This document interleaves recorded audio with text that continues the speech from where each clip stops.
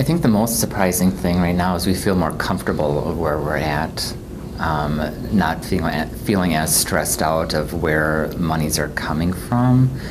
We have things that are designated, and we, I think, are feeling more confident and secure in those decisions of how we've started to begin to budget our money and know where things are coming in and going out from. Another surprising thing is our kids have actually, they encourage us to involve our kids, and they have really taken an interest in it. And they wanted, when they seen us develop like this envelope system, they wanted to do their own with their allowances. And on a smaller scale, they've done some similar things that they've seen us working on. So it's been fun to even watch them get excited about it. We did have one major credit card and then a couple department store type of credit cards. We weren't necessarily a high user of them, only when we came into those emergency situations. But as my wife said, I think that was one of our biggest obstacles initially, is putting our faith in that system, because putting those monies in those envelopes and budget items, we always felt like we were in a cycle we couldn't get out of. And now that we knew that we had this system, we had something to really rely on. Part of, I guess, before we make a purchase, we first look at it, is it a want or a need? And then we look at, okay, what envelope is that coming from? And then, is there money in it? If there is, okay, yeah, that's something that we can maybe do. If there's not, then it's something that we have to consider of, is this something that we need right now, or can we wait?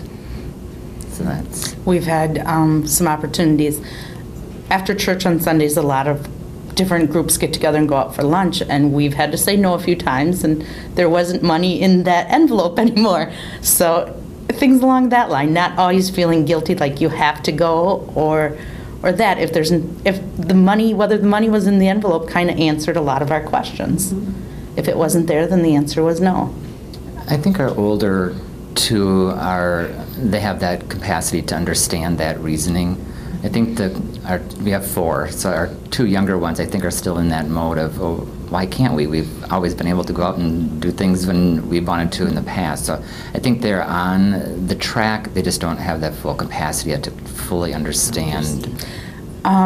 We initially started by looking at how we could reduce some of our utilities, things like that. And we combine our cable, internet, and phone service. And we're paying what seemed like a lot for us. And I called a competitor and got a rate from them. And of course, they were running a special.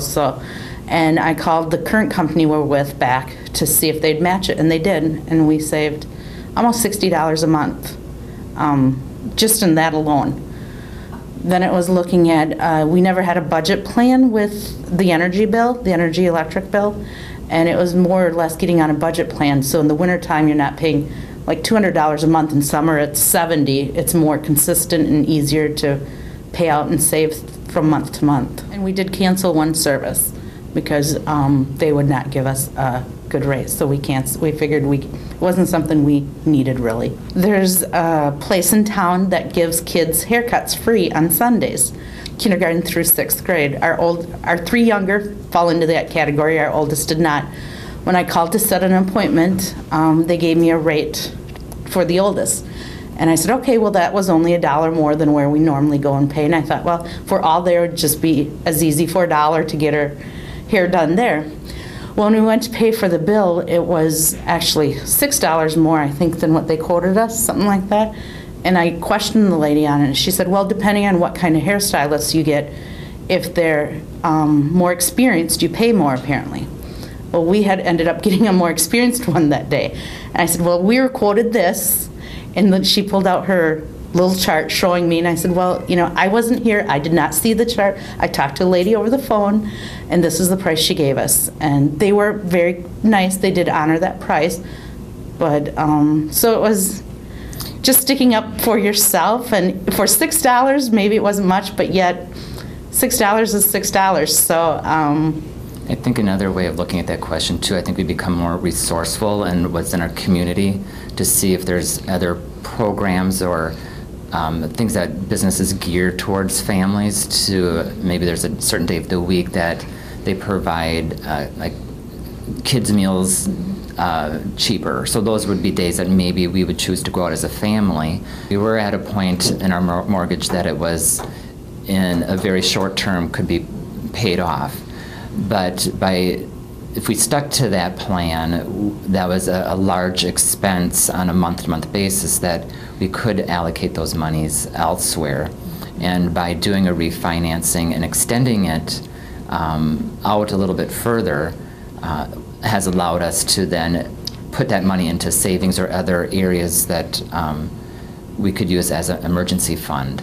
And by doing that, we still are young enough to where our house will still be paid off in a reasonable amount of time till we can still feel comfortable once we retire or get to that point where we won't have a mortgage payment at that point in time. And there again, our bank was very willing to work with us on our mortgage, matching competitors' rates, deals, things along that line.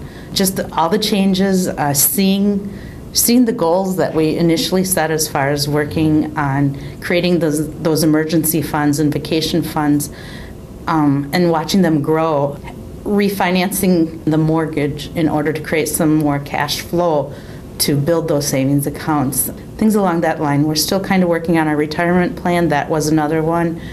Just taking a little more time with that as we talk to different people and different options that are out there. So we have to be more proactive in the different programs. I'm thinking of retirement things, our life insurance. Things have to be revisited frequently just to see if it still fits where we're currently at as a family. And I think we've let time get away from us, and I think that would be one key thing I think I would encourage families or individuals to do, is if the investor or the person that you're working with isn't contacting you on a regular basis to make sure you're on target, then you need to take that initiative and stay on top of things. And that's where I think this program also has helped us feel more confident in being able to revisit those things in a more serious manner. So.